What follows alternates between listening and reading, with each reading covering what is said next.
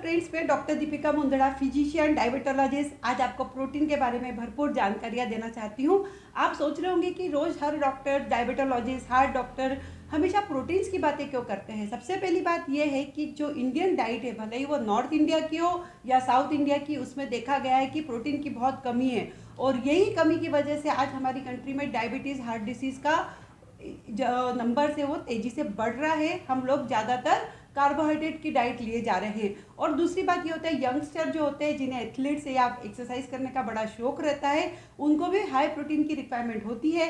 Protein क्यों ज़रूरी है हमारी बॉडी में? आप लोग समझ सकते हैं कि शायद मसल्स रिपेयर या मसल्स को बनाने के लिए ही प्रोटीन का रिक्वायरमेंट है, पर एज ए डॉक्टर मैं जानती हूँ कि हार्मोन्स, केमिकल्स बनाने के लिए, डाइजेस्टिव सिस्टम को कंट्रोल रखने के लिए और अदर फूड के डाइजेशन के लिए, इम्यूनिटी को बढ़ाने के लिए, हेयर, नेल और स्किन की ग्रोथ के लिए, और तो और एनर्जी सोर्स के रूप में भी आपको प्रोटीन लेना बहुत ज़्यादा ज़रूरी है। और इम्पॉर्टेंट बात है कि प्रोटीन हमारी बॉडी में स्टोर भी नहीं होता है।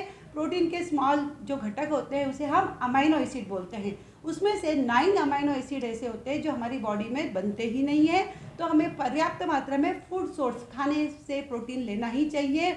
और अगर आप नॉन वेजिटेरियन डाइट इंडिया की बात करेंगे तो हमारे यहाँ पे ये मैंने प्रथा देखी गई है। एक तो आप लोग ग्रेवी का सेवन ज़्यादा करते हैं अगर नॉन वेज डाइट ले रहे हैं, और नॉन वेज भी पर्याप्त मात्रा में नहीं ले रहे हैं जिससे कि आपको प्रोटीन की आपूर्ति हो जाए। तो सभी लोगों को, अगर आप वेजिटेरियन डाइट ले रहे हैं या नॉन वेजिटेरियन डाइट ले रहे हैं, अपने खाने की प्लेट पे हमेशा ध्यान रखना चाहिए। अगर आप एक प्लेट बनाई अपने खाने की, उसके 2 या 4 डिवाइड करेंगे। 50% जो पोर्शन है खाने की प्लेट का, उसमें आपकी सब्जियां और सलाद रहेगी। बचे हुए 50% में कार्बोहाइड्रेट और प्रोटीन्स रहना चाहिए। मतलब 25% जो कार्बोहाइड्रेट की डाइट है उसमें रोटी या चावल, रोटी कोई सी भी हो सकती है, ज्वार, बाजरा या फिर गेहूं की, मक्के की, और जो राइस वाला ये जो पोर्शन है, प्रोटीन वाला पोर्शन है, उसमें ऑल काइंड ऑफ प्रोटीन आपने इंक्लूड करना है।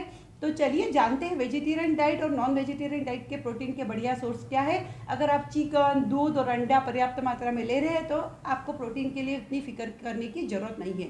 परंतु वेजिटेरियन डाइट में दूध और दूध के प्रोडक्ट्स को अपने आहार में शामिल करना बहुत ज़्यादा ज़रूरी है। वैसे ही सोया और सोया के प्रोडक्ट्स डाइट में लेना बहुत ज़रूरी है। सोया एक प्रोटीन का बहुत अच्छा सोर्स है। मैं अपने घर में हमेशा सोया चंक लाती हूँ, पर मैंने टोफू वगैरह मैंने भी ट्राई नहीं किया है। चीज़ और पनीर के साथ मुझे डर ये लगता है, प्रोटीन के वो अच्छे सोर्स होते हुए भी उसमें फाइबर की कमी है और चीज़ में नमक बहुत ज़्यादा जाता है। तो हमेशा कोई भी पेशेंट को मैं अगर चीज़ खाने की सलाह देती हूँ तो मुझे उसकी नमक की क्वांटिटी की बड़ी फिक्र होती है। और डेफिनेटली बहुत ज़्यादा, ज़रूरत से ज़्यादा हाई प्रोटीन डाइट लेने से आपको हार्ट डिसीज़ और बीपी का खतरा वापस से बढ़ ही जाएगा। कहने का मतलब है कि जितने नेचुरल सोर्स है प्रोटीन के, वो ज़्यादा आपके लिए बेहतर ही रहेंगे। सोया के बाद मैं अगली बात करती हूँ दालों की। दालों में मैं जो देखती हूँ वो कमी ये पाई जाएगी कि आप लोग है ना, सिर्फ अरहर, मूंग और मोट की दाल को ही अपने खाने में शामिल रख के रुक जाते हैं, जबकि दालों में वेरिएशन लाना बहुत ज़्यादा ज़रूरी है। आप राजमा की बात करें, चने की बात करें, काले चने की बात करें, या फिर आप अलग अलग दालें जैसे मसूर की बात करें, ये सभी दालों को आप नेट पे सर्च कर सकते हैं और वेराइटी ऑफ दालें अपने ब्रेकफास्ट, लंच और डिनर में अलग अलग फॉर्म में आप शामिल करिए। भले ही आप सब्जी में मिला के डालिए, उसमें भले ही चना की दाल हो, हर दाल का एक इम्पॉर्टेंट गुण होता है। दालों में या खाने में वेरिएशन लाना इतना ज़्यादा ज़रूरी है कि दाल में मिथ्योनिन नहीं रहता है, और गेहूँ और अन्य पदार्थों में लाइसिन अमाइनो एसिड नहीं रहता है। तो जब आप मिक्स डाइट लेते हैं तो आपको प्रोटीन और इसेंशियल अमाइनो एसिड की पूर्ति होती रहती है। सब्जियों को कभी भूले मत। ऐसा मत समझ लो कि आप सिर्फ प्रोटीन रिच डाइट से ही आपको प्रोटीन मिलेगा। कुछ सब्जियां भी बहुत अच्छी जिसमें प्रोटीन अच्छा सोर्स में पाया जाता है, जैसे कि बीन्स मतलब फली वाली सब्जियां। जब आप छिलका निकालते हो तो उसमें से एक बीज निकलता है, जैसे मटर हुआ आपके लिए, वैसे ही श्रावण घेवड़ा या फ्रेंच बीन्स, आपकी बीन्स, चवला फली, ये सब फलियों को कंपलसरी अपने डाइट में आपको लेना ही चाहिए। तो क्या अनाजों में प्रोटीन नहीं रहता है? डेफिनेटली अनाज में भी प्रोटीन रहता है, गेहूं चावल में भी प्रोटीन रहता है, पर उसमें लाइसिन की कमी होने से हमें दूसरी चीज़ों पे ध्यान देना पड़ता है और कॉन्सेंट्रेशन भी प्रोटीन का कम रहता है।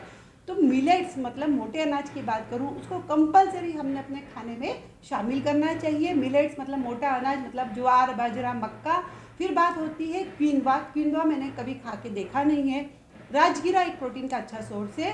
साथ ही साथ आप समझ लीजिए कि क्या गेहूं को भी प्रोटीन में कन्वर्ट किया जाता है।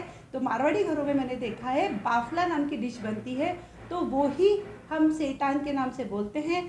पानी में, उबलते पानी में आटे का गोला जो उसना हुआ रहता है उसे 1 घंटे तक डाल के उबालिए और जो बाय प्रोडक्ट बनता है उसमें से स्टार्च निकल जाता है और प्रोटीन का कॉन्सेंट्रेशन बढ़ जाता है। अगर आप पोहा खा रहे हैं नाश्ते में तो उसको प्रोटीन में कैसे कन्वर्ट किया जाए प्रोपोर्शन बढ़ा के, तो उसमें आप मूंगफली का दाना डाल सकते हैं, मटर डाल सकते हैं और स्प्राउट डाल सकते हैं।